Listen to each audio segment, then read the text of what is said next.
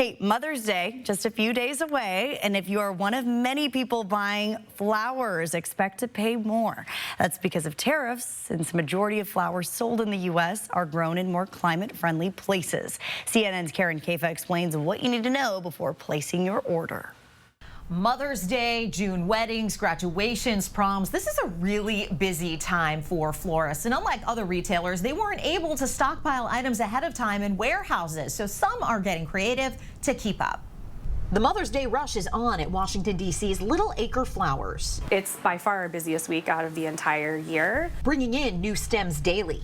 We get all of the flowers that we work with from nearby farms as close as we can from our location here in D.C. Little Acre's locally sourced flowers are an exception in the floral industry. More than 80% of flowers sold in the U.S. are imported, according to the Association of Floral Importers of America, mostly from Colombia and Ecuador. They have the same temperature all year round. So the commerciality of growing what we need for the consumers 52 weeks a year is able to be done. AFIA Executive Vice President Christine Bolt says the floral industry has deeply felt President Trump's baseline 10% tariff on all goods coming into the U.S.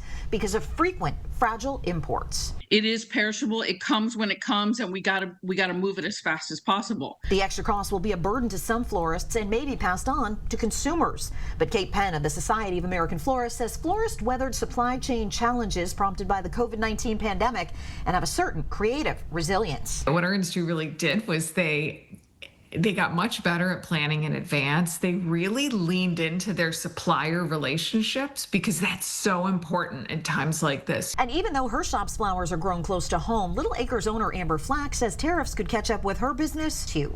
The farmers that we work with, they may source things like bulbs or seeds from international sources, and if those things are marked up, that cost is eventually going to get passed along to us. And the Society of American Florists says if you are ordering flowers for a major event like Mother's Day or a spring wedding, do it early. That'll allow your florist some time to reach out with possible options and some time to talk through your budget.